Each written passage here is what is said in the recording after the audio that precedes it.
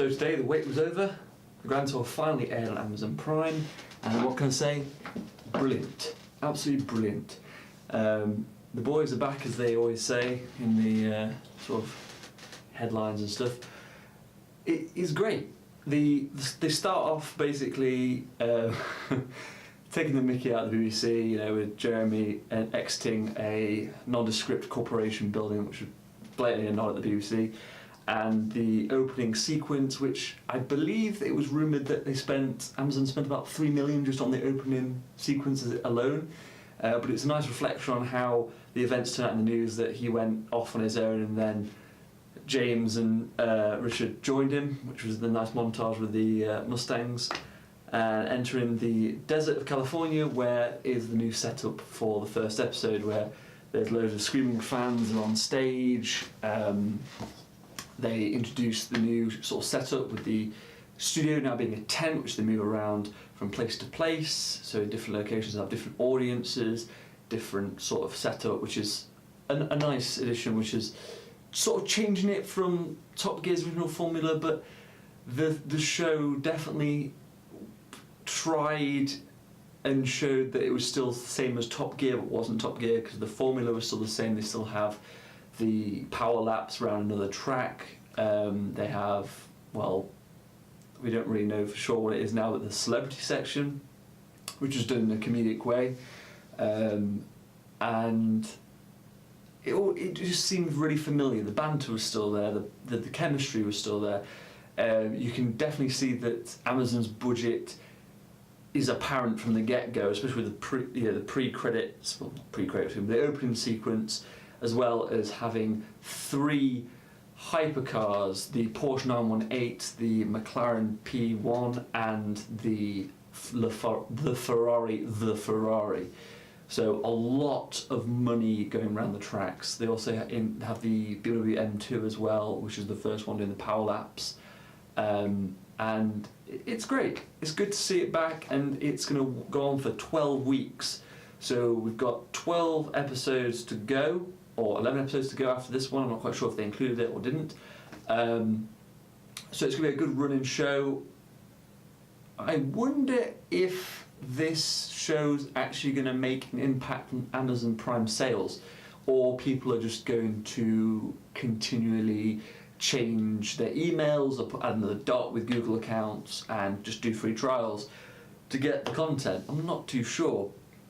But regardless, they'll surely make money on people just buying loads of crap off Amazon.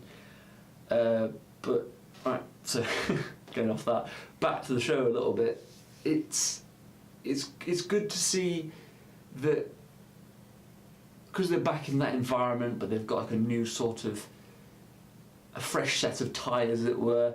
They've got a bit more to run on now. There's a bit more freedom with what they can do, bigger budget, more cars, more interesting situations they can do. It's the same sort of flavour as we've seen. We've got the sort of trailer showing what's going to happen in the next 13 weeks. You've got, as I said before, the power laps, the challenges, the celebrity sections, and the studio audiences and the sort of banter they have with the studio audience. It's all there. It's all there with all the components that were in the Top Gear episodes previously, but as that has been rebooted and failed, it's nice to have them rebooted in a new light that's similar but also fresh. I can safely say that I was more entertained by the first episode of the Grand Tour than I completely was with any of the recent Top Gear series. They bored me to death. I did not actually get through the entire series. It wasn't because of the changing cast, it was just bad. But it's going to be short. This is going to be a short review. So, on a final point, it's nice to see them back in a better light, and it's be interesting to see what the next 13 weeks brings. If they're going to, if it's going to keep the same sort of pace, same sort of high standard. It's not going to be just like a blowout on the first one, and then the episodes get increasingly more, not as interesting. But from the trailer they showed at the start, it looks like every week's going to be quite action-packed and got a lot of in it. And as they jokingly say at the start, is that the first episode's about cars, and then a few of the episodes are not car related. So as you can probably guess, some of the challenges are going to be a little bit more wild and involve a lot less car driving. But I'm hoping that it keeps it interesting and that we enjoy it through the whole series and what other series are to come. As I said, I think James said that for the next 3 years. So I can't remember what contract they signed, but I'm pretty sure somewhere along the lines the contract was for an extended period of time. So if this series does well, then there'll be Grand Tour 2 or there might be something else. But it was a good solid first episode. Great hypercars. The hybrid cars, using petrol engines and electric hybrids, electric motors. Same sort of thing. You've got drag races, that sort of thing, power laps, all that kind of thing. Really fun episode. Good hour chunk. Brilliant. Enjoyed it throughout. So we'll see what happens next week.